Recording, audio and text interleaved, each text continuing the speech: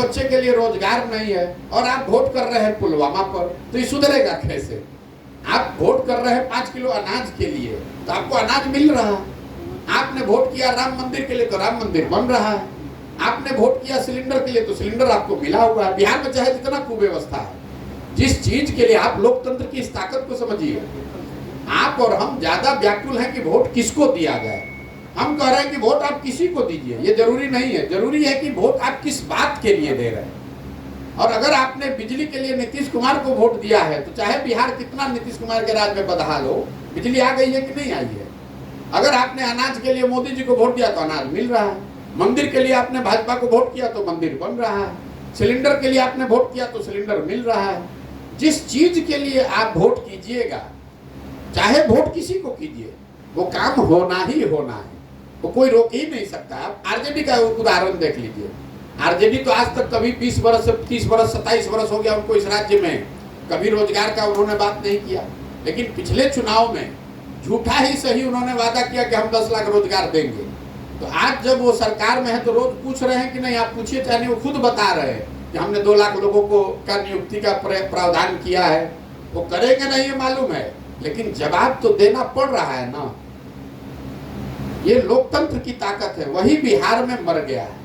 आप चर्चा किसी और बात की करते हैं और वोट किसी दूसरे बात पर जाकर कर देते हैं। जन सुराज अभियान इसी बात के लिए है कि गांव-गांव घर-घर जाकर लोगों को बताया जाए कि अगर आप अपने और अपने बच्चों की चिंता नहीं करेंगे तो कोई भी चुन कर आ जाए, प्रशांत किशोर चुन कर आ जाएंगे तो भी नहीं सुधरेगा।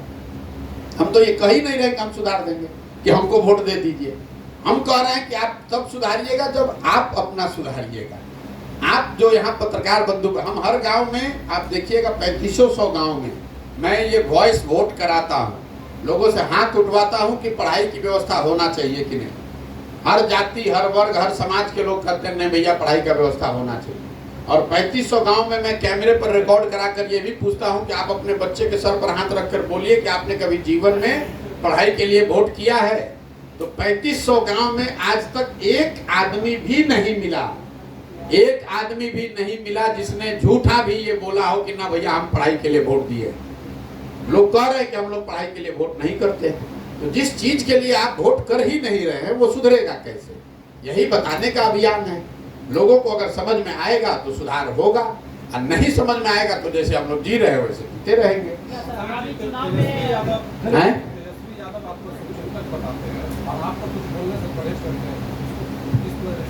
मेरे भाई, हम कौन हम पर टिप्पणी करता है नहीं करता ये हमारा काम नहीं है। हम जो बता रहे हैं कि तेजस्वी यादव 9वां पास नहीं है और मुख्यमंत्री बनना चाहते हैं, कई लोगों को लगता है कि हम उनका शिकायत कर रहे हैं। नहीं, हम तो लोगों को ये उदाहरण देके समझाते हैं कि देखिए लालू जी का लड़का अगर 9वां नहीं पास है तो भी वो चाहते हैं कि हमारा लड़का मुख्यमंत्री बने, और इसमें कोई दिक्कत भी नहीं है। हर व्यक्ति चाहता है कि हमारा लड़का आगे बढ़ जाए। दिक्कत इस बात से है कि समाज में जो लोग हैं, आप और हम, हमारा बच्चा 9वां पास कर लिया, 10वां पास कर लिया, MA BA कर लिया और वो बेरोजगार बैठा है या मजदूरी कर रहा है, उसको चपरासी का भी नौकरी नहीं मिल रहा है, लेकिन आपको अपने बच्चों की चिंता नहीं है। आपको चिंता है लालू जी के बच्चे की, आपको चिंता है किसी दूसरे बड़े नेता की नेता के बच्चे की। आप अपने दशा देख लीजिए समस्तीपुर का। आपने जिनको भी आदर्श माना उनको वोट दिया, फिर उनके परिवार के किसी को वोट दिया, फिर उसके बच्चे को वोट दिया। आप अक्सर पत्रकार के तौर पर सुनते होंगे, लोग कहते हैं कि उनके पिताजी की मृत्यु हो गई तो उनके सहानुभूति में उनको वोट दिए। तो मेरे भाई, आप नेताओं के बच्चों के प्रति सहानुभूति में वोट दे रहे हैं और आपके बच्चे खाए बगैर मर रहे हैं, आपके बच्चे बेरोजगार बैठे हैं। आपके बच्चों के प्रति सहानुभूति कौन दिखाएगा? ये भी तो बताइए, ये भी तो बताइए कि आपके बच्चों के प्रति सहानुभूति कौन रखेगा? आप नेताओं के बच्चों का ठेका लेकर घूम रहे हैं, अपने बच्चों का छोड़ दिए। कई लोग बताता है जो भाजपा का वोटर है कि हम वोट इसलिए दे रहे हैं भाजपा को कि इससे देश मजबूत होगा। देखिए मूर्खता का आलम। अगर बिहार के सारे बच्चे अनपढ़ हो जाए, बिहार में कोई विकास ना हो, बिहार के सारे लोग बेरोजगार हो जाए, तो उससे देश मजबूत होगा कि देश कमजोर हो जाएगा? उससे तो देश कमजोर होगा भाई। 13 करोड़ की आबादी अगर बिहार में आज सब लोग धनी हो जाए, पढ़े लिखे हो जाए, रोजगार वाले हो जाए, उससे तो देश की ताकत बढ़ेगी। ये तो लॉजिक ही बेकार है कि हम देश को मजबूत करने के लिए मोदी जी को वोट दे रहे हैं। आप पहले अपने बच्चे को मजबूत कीजिए, अपने को बेहतर कीजिए। समाज जो अपने बच्चे की चिंता नहीं कर सकता, वो देश की चिंता क्या करेगा? सर मेरा एक सवाल है कि प्रशांत किशोर सर का टीम पंचायत के वार्ड तक पहुंच करके नौजवानों से जो शपथ ले रही है कि सामाजिक और राजनीतिक हिस्सेदारी में जो है सो आप प्रशांत किशोर सर का साथ दें। नहीं, ये आप शपथ सुने नहीं? बिल्कुल मैंने शपथ लिया। सुन लीजिए हमारी बात, वीडियो रिकॉर्डिंग हर जगह रिकॉर्ड होता है, देख लीजिएगा क्या है। पहले समझ लीजिए। जन सुराज अभियान के तहत 1 लाख बच्चों को हम ये अवसर दे रहे हैं। हर पंचायत में 8 से 10 बच्चों को अवसर दे रहे हैं कि वो अगर सामाजिक राजनीतिक तौर पर कुछ अपने लिए करना चाहते हैं, वार्ड सदस्य लड़ना चाहते हैं, मुखिया लड़ना चाहते हैं, जिला पार्षद लड़ना चाहते हैं, विधायक बनना चाहते हैं, तो वो जन सुराज से जुड़ के अपनी पहचान बनाएं, अपने समाज के लिए कुछ करें। ये करने के लिए, पूरा सुन लीजिए, करने के लिए उनको एक क्लब बनाना पड़ता है। क्लब के जिस दिन क्लब का उद्घाटन होता है उस दिन शपथ संविधान के प्रस्तावना को पढ़कर किया जाता है। उसमें प्रशांत किशोर का नाम नहीं है। संविधान की प्रस्तावना पर आपको शपथ लेना पड़ता है कि हम संविधान के प्रति लॉयल रहेंगे, इसमें हमारी आस्था है, बाबा साहब अम्बेडकर में, गांधी जी में मेरी आस्था है, और हम संविधान की प्रस्तावना में जो बात कही गई है इसके अनुरूप अपना सामाजिक राजनीतिक जीवन आगे चलाएंगे। प्रशांत किशोर का उसमें अगर कहीं नाम है तो जरा हमको आप दिखा दीजिए वीडियो, हम अभी मान लेंगे। जिस तरीके से बिहार के अंदर जो बड़े बड़े दल है जो करोड़ों रुपया लेकर के टिकट देती है और विधानसभा से बाहर के लोगों को टिकट देकर के भेजती है, कि क्या प्रशांत किशोर की जब पार्टी बनेगी तो क्षेत्रीय लोगों को जो युवा के नाम पे जो वोट लेते हैं या विकास के नाम पे जो है युवाओं को जो ठगने का काम करते हैं, तो क्या प्रशांत किशोर को क्षेत्र के युवाओं को आप इस बात का मैंने जवाब दे दिया।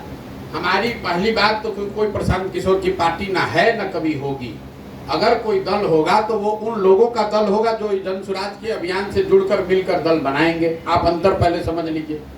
दूसरी बात मैंने क्या कहा कि जो लोग जन सुराज अभियान से जुड़े हुए हैं यही लोग बैठकर तय करेंगे कि समस्तीपुर में हमको लोकसभा में उम्मीदवार खड़ा करना है कि नहीं करना है। तो अगर समस्तीपुर के लोग बैठ के तय कर रहे हैं कि हमको उम्मीदवार खड़ा करना है कि नहीं करना है, तो दरभंगा का आदमी तो चुन के यहाँ नहीं ला देगा।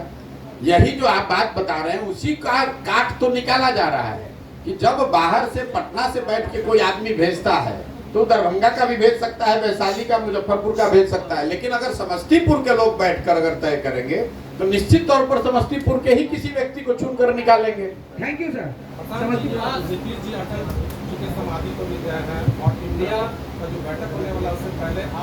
अरे भाई, आप नीतीश कुमार जी के बिहार के बाहर की गतिविधियों को बहुत ज्यादा गंभीरता से ले रहे हैं। उसको ज्यादा गंभीरता से मैं नहीं लेता हूँ। लाइए हम आपको लिख कर दे देते हैं। बंगाल में आपने मेरा ट्वीट देखा होगा, मैंने कहा था कि भाजपा को 100 सीट नहीं आएगा। लाइए आज लिख कर दे देता हूँ, नीतीश कुमार को जदयू का 5 सीट बिहार में नहीं आने वाला है, चाहे जो कर ले। 5 को सीट नहीं आने वाला है। जदयू का कुछ बचा ही नहीं है जमीन पर। आप लोग खुद पत्रकार हैं, आप जरा बताइए कि कौन आदमी आज नीतीश, ना संगठन है, ना छवि है, ना नेता है, कौन जदयू को वोट देगा? भाई दूसरी पार्टियों को चाहे जो भी हो जाए, मैं जानता नहीं, अभी चुनाव बहुत दूर का है, लेकिन जदयू का कोई भविष्य नहीं है। वो पार्टी का अब अंतिम काल चल रहा है, और इसलिए नहीं कि उस पार्टी में कोई खराबी है।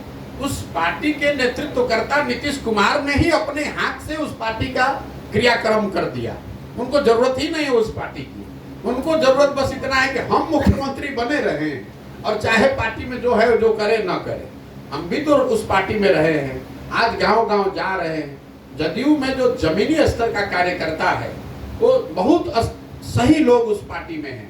इसलिए सही लोग हैं कि ये वो लोग हैं, जब लालू जी के दौर में कोई राजनीतिक विकल्प बन रहा था तो जदयू यहाँ पर मेजर पार्टी थी। तो बहुत सारे अच्छे लोग समाज के जदयू में जुड़े हुए हैं, लेकिन या तो वो निष्क्रिय हैं या निष्क्रिय कर दिए गए हैं या दूसरा रास्ता तलाश रहे हैं, और इसके लिए सबसे बड़े जिम्मेवार नीतीश कुमार हैं। आप रोज पलट के कभी इधर पलट के उधर पलट के इधर, इसकी क्या गारंटी? हम रोज करें, क्या गारंटी है कि नीतीश कुमार फिर नहीं जाएंगे? आप खुद कह रहे हैं, आप जो इशारा जिस ओर कर रहे हैं, अटल बिहारी वाजपेयी जी के समाधि स्थल पर गए, जाने में कोई दिक्कत नहीं, सब कोई जा सकता है। लेकिन पत्रकारों को ये पूछना चाहिए कि भाई पिछले 8 वर्ष में तो आप नहीं गए कभी, जब भाजपा के साथ थे तब नहीं जाते थे। तो ये नीतीश कुमार का अपना राजनीति करने का तरीका है, एक दरवाजे को खोलते हैं और पीछे से एक खिड़की और बगल में एक रोशनदान, दोनों को खोल के रखते हैं। कब किसकी जरूरत पड़ जाए उसके हिसाब से चल रहे। इंडिया उनके लिए दरवाजा है। खिड़की जो आप ये देख रहे हैं वो है हरिवंश जी, जिनके माध्यम से भाजपा से उनका संपर्क बना हुआ है। ये जो मैसेजिंग है, जैसे कमरे में हम लोग रोशनदानी से कैसे छोड़ देते हैं, लाइट आने के लिए एक रोशनदान बना दिया जाता है, ये सब हम मैसेज जाकर भाजपा वालों को, एनडीए वालों को दे रहे हैं कि भाई हम तो आपके बड़े वाजपेयी जो सबके श्रद्धेय है, हम उनको इतना श्रद्धा करते हैं। कोई नीतीश जी से पूछे भाई पिछले साल काहे नहीं गए थे, इस बार अभी जानने की क्या जरूरत है। ये उनका दबाव बनाने का तरीका है एनडीए वालों को, कि अगर हमको आप लोग नहीं भाव दीजिएगा तो हम उधर भी जा सकते हैं, हमारा एक रोशनदान। ये नीतीश जी की पॉलिटिक्स को तो आप लोग हमसे ज्यादा जानते हैं भाई, कौन नहीं जानता है नीतीश कुमार का। अब और उनकी विश्वसनीयता आज की तारीख में यही है कि हर आदमी अब ये जान गया है, तो उनको उसी तरीके से डील करता है कि भैया ये कहाँ है, कहाँ रहेंगे, कोई नहीं जानता है। जब जिसके साथ है उसके साथ है, उनको मान लीजिए। आखिरी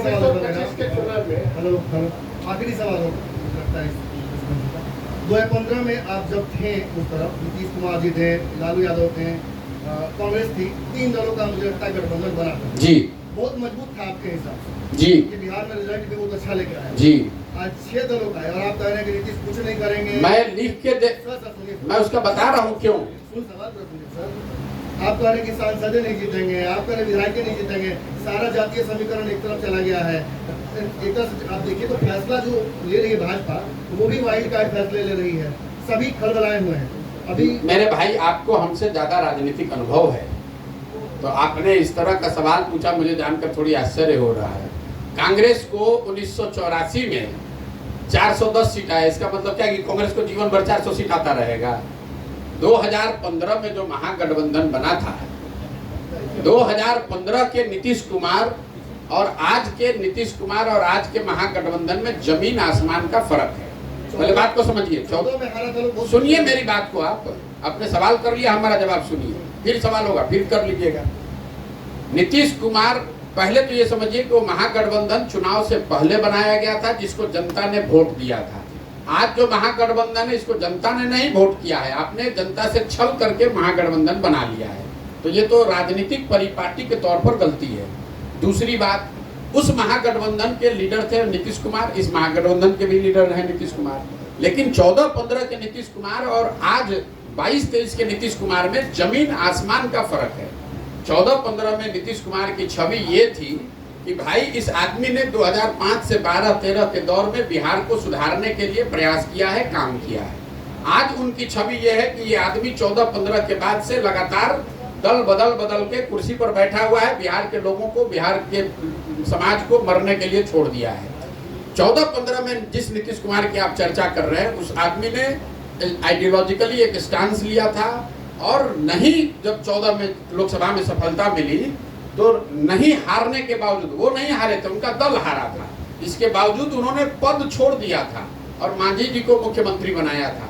आज जो नीतीश कुमार हैं, जो चुनाव हार गए हैं 2020 में, आप 243 के विधानसभा में अगर आपके 42 विधायक हैं तो आप चुनाव हार गए हैं, लेकिन फिर भी कोई ना कोई जुगत लगाकर कभी लालटेन को पकड़ के, कभी कमल को पकड़ के कुर्सी पर बैठे हैं। तो प्रशासक के तौर पर और एक राजनीतिक नेता के तौर पर उनकी छवि बिगड़ी है। और तीसरी जो सबसे बड़ी बात है वो है मानवता वाली। जिस नीतीश कुमार को 14-15 में हम लोगों ने, बिहार की जनता ने साथ दिया था, वो नीतीश कुमार हैं कि आपको याद होगा असम गैसल में एक रेल दुर्घटना हुई थी, वाजपेयी जी जब प्रधानमंत्री थे, 200 के आसपास लोगों की मृत्यु हुई थी। नीतीश कुमार ने अपने पद से इस्तीफा दे दिया था कि जब 200 लोगों की मृत्यु हो गई तो मैं इस कुर्सी पर कैसे बैठ सकता हूँ। आज वही नीतीश कुमार, कोरोना के दौरान हजारों लोगों की मृत्यु हो गई, पूरे भारत में लाखों बिहार के बच्चे दर दर का ठोकर खा रहे थे, लोग हंस रहे थे हम लोगों पर। नीतीश कुमार ने इतना भी नहीं किया कि उनको आने के लिए बस की, ट्रेन की सुविधा दे। 1 महीने तक तो अपने घर से बाहर निकले ही नहीं। आज वही नीतीश कुमार हैं जो लोग छपरा में 70-80 आदमी जब अवैध जहरीली शराब पीकर मर जाता है तो पॉकेट में हाथ रखकर विधानसभा में खड़े होकर वो आदमी हंसकर कह रहा है कि जो पिएगा वो मरेगा। मैं अवैध शराब की बात नहीं कर रहा हूँ। अगर गलती से कोई अपनी गलती से भी जिसकी दुखद मृत्यु हो गई तो राज्य के मुखिया के तौर पर आपका क्या फर्ज बनता है? आप उसको सांत्वना दीजिएगा, उसकी मदद कीजिएगा। उसके बजाय आप कह रहे हैं जो पिएगा वो मरेगा। बताइए, तो नीतीश कुमार में अगर फर्क आया है नेता के तौर पर, मानवता के नाम पर, प्रशासक के तौर पर, तो जनता का भी फर्ज है, जनता भी अपने हिसाब से उसका निर्णय बदलेगी। और एक अंतिम बात बता देते हैं, ये आप लोग जो बात करते हैं कि 14-15 में ये थे, अब आज दूसरा क्यों होगा? आप लोग तो लोकतंत्र को ही खत्म करने में लगे हैं। लोकतंत्र जो है इसमें नियम बना हुआ है 5 वर्ष का। क्यों बना हुआ है? 5 वर्ष में चुनाव क्यों होता है? इसलिए होता है कि जिस दल, जिस नेता, जिस विचारधारा पर भी आपका यकीन है, विश्वास है, आप उसके साथ खड़ा होइए, उसकी मदद कीजिए, उसको वोट दीजिए। लेकिन वो भरोसा, वो वोट 5 वर्ष के लिए है, जीवन भर के लिए गुलामी नहीं है। वही लोकतंत्र आपको सिखाता है कि अगर जिस व्यक्ति, जिस दल को आपने वोट दिया, मदद की, वो आपके अनुसार उसने काम नहीं किया, समाज के लिए अच्छा नहीं किया, तो नागरिक होने के नाते आपकी ये जिम्मेवारी है कि जितनी मजबूती से आपने उनकी मदद की थी उतनी ही मजबूती से उनका विरोध भी होना चाहिए। नहीं तो चुनाव कराने की जरूरत क्या है? 14-15 में नीतीश कुमार बन गए तो जिंदगी भर वही रहेंगे। नीतीश कुमार की कम से कम 20-25 कमियां मैं भी यहाँ बैठे हम कमी की बात नहीं कर रहे, हम 3 फंडामेंटल बात बोल रहे हैं। हम ये नहीं बोल रहे हैं कि इस डिपार्टमेंट में क्या हो रहा था, इस डिपार्टमेंट में क्या हो रहा है। मेरी बात सुनिए सर, आप पूरे देश में घूमे हैं, आपने कई मोदी विरोधी चेहरों को जिताया भी है। हम तो मोदी जी के भी जिताने में करना लगाए, ठीक है, वो भी बताया, लेकिन जो जीत कर वहां गए, अब इंडिया बना रहे हैं, तो आप कह रहे हैं इंडिया कहीं सामने नहीं टिक पाएगा इन लोगों के। आप ही ने जिताया। मैंने आपको कहा कि इंडिया नहीं टिक पाएगा। आप तो बात को आप समझ रहे हैं। मैं ये कह रहा हूँ कि वो तब हो पाएगा अगर आप ये 4 चीज कीजिएगा। सिर्फ बिहार के कुछ नहीं कर पाएंगे, बिहार के परिप्रेक्ष्य में नहीं, देश के परिप्रेक्ष्य में आपको बता रहा हूँ। अरे आप बात भी नहीं समझ रहे हैं, आपके पास नैरेटिव नहीं है। आप हमसे पूछेगा तो हम अपने ही समझ से बात बोलेंगे। आप गढ़िएगा, हम क्या करेंगे भाई, हम तो काम ही छोड़ दिए। नल जल आपने गढ़ा था, आप उसी की विफलता गिना रहे हैं। मैंने आप फिर बेकार आप क्या गा रहे हो। मैंने आपको 77 का एग्जाम्पल दिया, 77 का एग्जाम्पल, मैंने नल जल का एग्जाम्पल दिया कि 77 का एग्जाम्पल दिया। मैंने आपको 89-90 में बफोर्स का एग्जाम्पल दिया। ये इसलिए दिया आपको ये बताने के लिए कि दलों के नेताओं के साथ में आने से आप उसको यूपीए कहिए, इंडिया कहिए, कुछ भी कहिए, उसका कोई फर्क नहीं पड़ेगा जब तक आप उसके साथ साथ जनता के मुद्दों को भी नहीं उठाएंगे। मतलब जातीय गोलबंदी पर वोट बिहार नहीं करेगा, यही करना चाह रहे हैं। जातीय गोलबंदी पर अगर बिहार वोट करता तो 2014 में मोदी जी को कैसे वोट करता? मोदी जी के जात के कितने लोग रहते हैं बिहार में? 2019 में पूरे बिहार ने कैसे वोट कर दिया मोदी जी को अगर जाति ही रहती तो? हिंदुत्व के नाम पर उससे ही बढ़ जाता। अब फिर अभी आप कहे कि जाति पर, अभी जाति से अच्छा ये बताइए कि अभी सुनिए, अभी इनका एक और समस्या का समाधान कर देते। अभी इन्होंने पहले कहा जाति, फिर जब मैंने कहा कि खैर जाति ही सब है तो मोदी जी को कौन वोट दे रहा है? तो कहना था उनको हिंदू पे दे रहा है। तो मुसलमान में तो ना जाति है ना धर्म है, मुसलमान लालटेन को काहे दे रहा है? धर्म के नाम पर दे रहा है। नहीं, धर्म के नाम पर दे रहा है। वो मुसलमानों की पार्टी है, वो भाजपा के डर से दे रहा है। वही बात है। वही बात कैसे है? तो आप पहले जो मैं बोलता हूँ उसको सुनिए। बिहार में वोट 4 मुद्दों पर पड़ता है, जाति उसमें एक मुद्दा है, धर्म दूसरा मुद्दा है, लालू का डर तीसरा मुद्दा है और भाजपा का डर चौथा मुद्दा है। ये बात हम रोज गांव-गांव में जाकर बता रहे हैं कि आपकी समस्या चाहे जो भी हो, आप वोट बिहार में इन्हीं 4 मुद्दों पर करते हैं, या तो अपने जात के आधार पर, या धर्म के आधार पर हिंदू मुसलमान बनकर, या फिर बहुत एक बड़ा वर्ग है जो सिर्फ इसलिए भाजपा को वोट करता है, हिंदू नहीं है, उसको हिंदुत्व से मतलब नहीं, उसको इससे मतलब है कि लालू जी ना जीते, हमको लालू से उसको डर है, लालू जी के जंगल राज से उसको डर है, इसलिए वोट करता है। और चौथा मुसलमान है जो भाजपा के डर से वोट करता है आरजेडी को। आरजेडी कोई मुसलमानों की पार्टी तो है नहीं, वो सिर्फ इसलिए वोट करता है कि भाई भाजपा कहीं न जीत जाए, इसलिए उसको वोट कर रहा है। तो इन 4 मुद्दों को आप समझिएगा, तभी आपको, और जो आप कह रहे हैं कि गठबंधन हो रहा है, तो ये गोलबंदी तो सिर्फ एक चीज को कोशिश कर रही है, जाति, और उसमें भी जातियों का गठबंधन कहाँ है? कौन कह रहा है कि जातियों का गठबंधन है? लालू यादव को जो सर एक मुसलमान भाजपा के डर से वोट देती है सर। भैया हमको जो समझ हम आपको बता रहे हैं गलत है तो आप सुधार दीजिए। सर एक सवाल हम सुनिए, हमको कोई घबराहट नहीं, आप चाहिए 2 घंटा सवाल पूछ सकते हैं। सर दिल्ली की जनता और बिहार की जनता में धरती आसमान का फर्क है। आम आदमी की सरकार आ गई थी, शीला दीक्षित जी का सरकार गिरा के कांग्रेस बहुत दिनों से राज कर रहा था। क्या अगर ये चुनाव चलता रहेगा और चुनाव के बाद भी अगर जनता परिवर्तन, जो आप बोल रहे हैं कि परिवर्तन की हवा चल रही है, जनता चाहती है, शब्दों के चयन में आप लोग का कोई अनुशासन नहीं है। परिवर्तन की हवा नहीं चल रही है। आपने ये पूछा कि जनता का मूड क्या है, तो मैंने ये कहा कि जनता यहाँ नया विकल्प देखना चाहती है। दोनों में सुनिए, पत्रकार हैं, पढ़े लिखे व्यक्ति हैं, शब्दों के चयन में संयमित रहिए। हमने ये जो नहीं कहा वो अपने शब्द हमारे नाम पर मत डालिए। आप कह रहे हैं परिवर्तन की हवा चले, हमको कोई दिक्कत नहीं, हमने नहीं कहा। हमने ये कहा कि हमारा अनुभव ये है कि लोग यहाँ नया विकल्प खोज रहे हैं, चाहते हैं। बन पाएगा कि नहीं, कौन होगा, कैसे होगा, उसको लेकर बहस हो सकती है। मैंने जो कहा है आपके कैमरे पर है। सर जो नया विकल्प अगर नहीं मिलता है तो ये अभियान जारी रहेगा या चुनाव के बाद बंद हो जाएगा? कौन से चुनाव? जो विधानसभा चुनाव या जो भी आने भैया हम यहाँ जब चुनाव लड़ने के नियत से आए ही नहीं है। ये अभियान मतलब चलता रहेगा? बिल्कुल चलता रहेगा। जब तक बिहार को सुधारने के लिए जो सोच लेकर आए हैं उस पर सफलता नहीं मिले, चाहे इसमें 2 बरस लगे कि 5 बरस कि 10 बरस, ये चलता ही रहेगा। आप देख रहे हैं कि पिछले 11 महीना से हम अपना घर परिवार छोड़कर, आप में से कई पत्रकारों ने गाता रही तो आए हैं, कितना दिन चलेंगे? आप यहाँ आए हैं, आप देख रहे हैं कि हम 11 महीना से चल रहे हैं कि नहीं चल रहे हैं। आप देखिए कि अगले 1 साल 2 साल 3 साल हम चलते हैं कि नहीं चलते हैं, जाके काम करते हैं कि नहीं करते हैं। और आप हमको नहीं जानते हैं। एक बार हमने ठान लिया तो कुछ भी हो जाए बिना किए बगैर मानेंगे नहीं, चाहे 5 बरस लगे कि 10 बरस लगे, इसको करके ही मानेंगे। बहुत बहुत धन्यवाद। खाना खा के